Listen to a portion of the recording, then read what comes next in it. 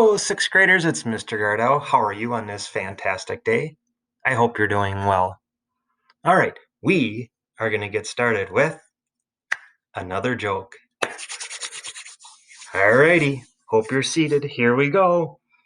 What starts with the letter E, ends with the letter E, and has only one letter in it? What starts with E, ends with E, and has only one letter in it? I'll give you 5 seconds starting now.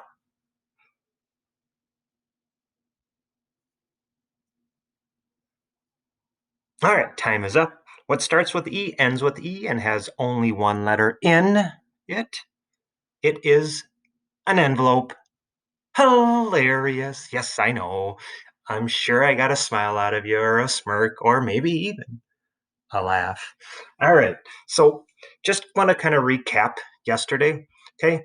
Because yesterday was Wednesday, and because this week is a 5-day week for social studies, there is no new learning on that Wednesday.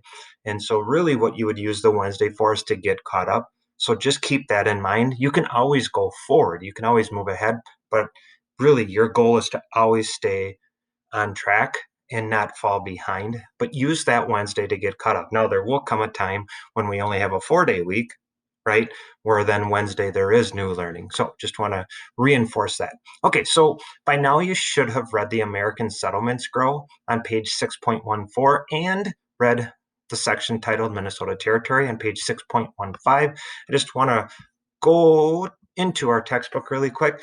You know, when I first learned about Minnesota and what St. Paul was initially called, actually, I started laughing. I was like, really? Pig's Eye Landing? That was the name of a town? Pig's Eye Landing? I almost think it would have been way cooler to have a capital by the name of Pig's Eye Landing than St. Paul, but that's just my opinion. So and then Minnesota Territory, remember, Minnesota became a territory in 1849. 9 years later, in 1858, we became a state. The first territorial governor was this gentleman in the upper right-hand corner. His name was Alexander Ramsey. He also was the second state governor of Minnesota. Does anyone remember who the first state governor of Minnesota was? I'll give you a clue. His middle name is Hastings. Some of you got it correct. It is Henry Hastings Sibley. So the other couple of things I just want to point out is just kind of refresh our memory of what an annuity is. An annuity is just simply an annual payment of food and money that the U.S. government promised to pay the Dakota and Ojibwe in exchange for their land. Now, the question is, were those annuities always followed? No, sorry. And reservation is just simply land set aside or a chunk of land reserved specifically in this case in our now state of Minnesota for the Dakota and the Ojibwe. So just kind of wanted to review those two terms with you in case you were struggling with what they meant. Okay, should have also watched a video on George Bonga. George Bonga, strong man, very educated. And if you want to learn more information about him, there is a small blurb on page 6.17 that you can find in your online textbook. It is titled Interpreters because he was an interpreter during this time period and very, like I said already, very educated man. And again, you can just read more about him if you would like. The video really captured, I think, a lot about him as well. And hopefully you learned a little bit more about who he was as a person and how his importance to Minnesota was valuable during this time period. All right. So then you're going to move on to the section that you should have read already, but I really want to kind of focus on the motivation for treaties in this video, and specifically the learning activity that you're going to complete in Schoology, which is called Motivation for Treaties. So Motivation for Treaties, the sections that you're going to read, start on page 6.18 and go all the way through 6.19. And really it's broken into 3 parts. The first part is land for each. The second is money. And the third is lifestyle. Now, think about what motivates you. What are you motivated by? And I always think, for me anyways, what motivates me is that I want to do better the next time.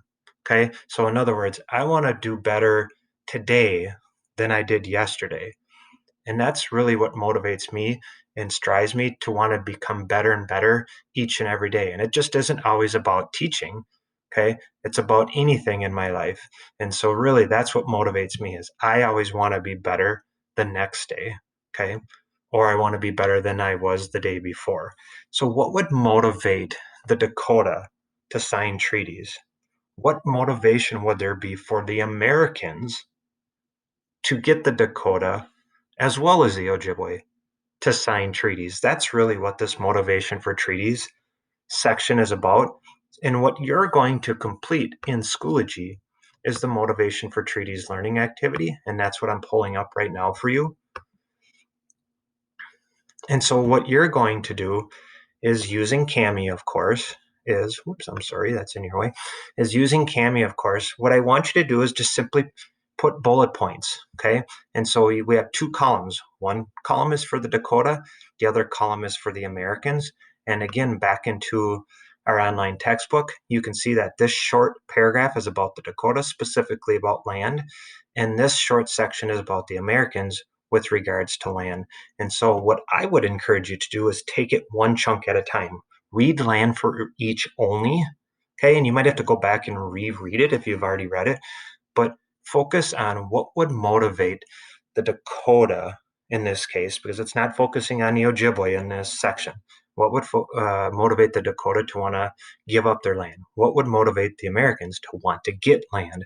And so after reading both the Dakota and the Americans, then on your motivation for treaties learning activity, simply take out your text box, okay, and simply use bullet points or make a list. Okay, you do not have to write in complete sentences here. It's just about making a list. And again, you can use bullet points. You can see them right here. Okay, so there's my bullet point, or I can unbullet point it. If you wanted to use numbers, you could use numbers as well. Okay, I'm going to unclick that.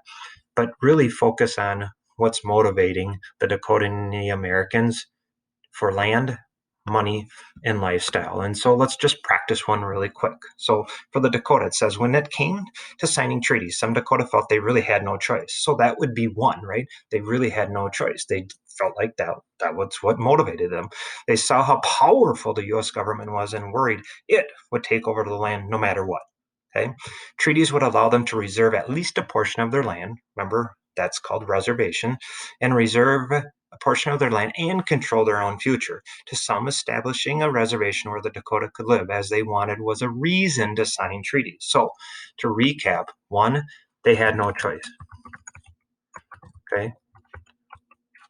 And then just click the enter and then keep moving down. What else did they have?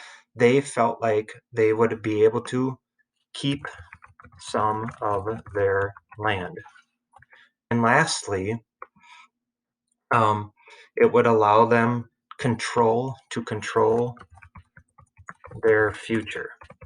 In other words, that was some of the motivation. There we go. Some of the motivation on why the Dakota signed treaties.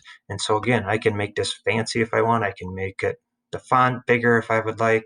Oops, there we go. I'm going to make it 16. There we go. Now it fits on the lines a little bit better. If I wanted to use bullet points, I could use bullet points. You kind of get the idea, and then I can move it around so that it's easier to be visible to you. Okay, sorry, I'm just kind of messing around with this right now. Not working for me. And there we go.